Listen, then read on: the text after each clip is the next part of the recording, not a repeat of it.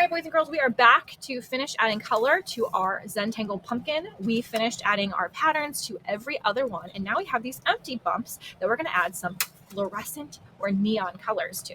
Now, this is oil pastel, so they're going to be a little messy, and that's okay. We're going to be blending some colors together, but if you would like to get your sketchbook out and practice with them, you can. You might notice that they break sometimes, and no big deal, or you might notice that you have to peel off some of the paper, or that you have a little piece to work with, and it doesn't matter because they all work.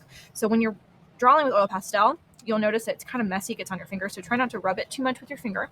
And also remember that if it's really dirty, you can kind of clean it off on the back of your paper or in your sketchbook to have a nice fresh color to work with. Okay, so because we're using these bright fluorescent colors today, we're going to be adding contrast to our work of art. So right now we just have black and white, which is really a cool idea sometimes as artists, but we're going to be adding contrast. That means we're adding the opposite. So the opposite of black and white is very bright colors. So in each of these empty sections, we're going to try to add some bright colors. Now, when you can start with any colors you want, but I will warn you that we're going to mix some of these colors together. So if you just randomly mix like orange and blue together, they are not really going to work very well because they are opposites on the color wheel. Actually, that's kind of a pink. Let's try this orange so I can show you. So if I take orange and blue and mix them together, they kind of make like a gross brown color because they're opposites. But if I take maybe green and blue, which are next to each other on the color wheel, and I mix those two together, I just make a greenish blue, which looks really cool. So make sure if you're not sure what the colors will make when you mix them together, that you go ask Mrs. Hedesheimer or look at a color wheel to see for yourself. So if they're next to each other on the color wheel, they are good. So since I have some blue in my hand already, I'm just going to start by coloring in a little section at a time to a level 4. And then I can pick another color next to it, like the green, and I can blend that in. So they're touching each other, they're kind of blending together, and you'll see that we can slowly change from one color to the next. So now I know that I can get maybe a lighter green, and I can kind of blend my lighter green with my darker green. Once I have green, I know that yellow is next to green on the color wheel, so I can start using some yellow, and I can blend the yellow in.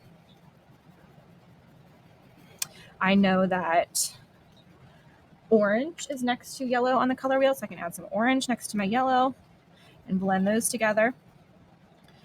If that takes over my yellow too much, I can grab my yellow again and kind of put some more yellow on top to blend it back in. I have a darker orange I can start to use to slowly change to eventually bring out my really dark orange, which is kind of like red or pink. And then I know that red or pink is next to purple on the color wheel. So I think I have like a darker magenta and a purple that I can slowly start to add. Now make sure you're going slowly so you're not getting it in your black and white pattern design that you already have, because that is already good the way it is. We don't need any color there. We just want it in the empty spot. And I have room for maybe one more color, and I know that next to orange, or not orange, next to purple is blue again. So maybe I end with blue, just like I started with blue. This time the blue is mixing with the purple to make like a purplish or blue violet. Awesome. That is awesome. It looks like neon, like colors are changing. So I'm going to do the same thing on both of these, but I can start with a different color.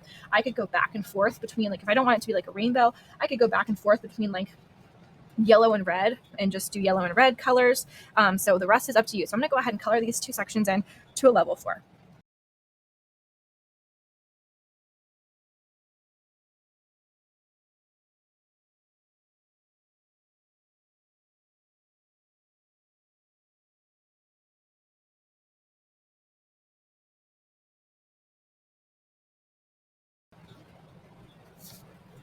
All right, boys and girls, I finished adding color to my sections. Now, the hardest part about this is going to be trying not to rub the little bits that come off. You're going to kind of just hold your paper like this and kind of rub them off, or gently go get a tissue and kind of roll them off your paper. You don't want to rub with your hand because it'll make a mess, and you want to try to keep it clean. So if you're done, you can go get a wet wipe to wipe your hands, or you can wash your hands in the sink. But the last thing you can do is you can choose a color if you would like to color in the stem. So I think I'm going to use this magenta color and color in my stem. All right, what's cool about that is you can still see the texture underneath that we drew with the Sharpie. And I'm just gonna make it a little bit more interesting by picking a color that's a little bit darker, but next to it on the color wheel, like this purple. And I'm gonna put some purple around the edges to make it look kind of 3D.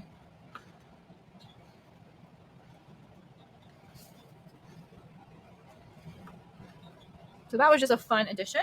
So I am finished. I'm gonna go ahead and stop there, and I can put this in my table folder. I cannot wait to see your awesome contrast Zentangle pumpkins, guys. I'll see you next time.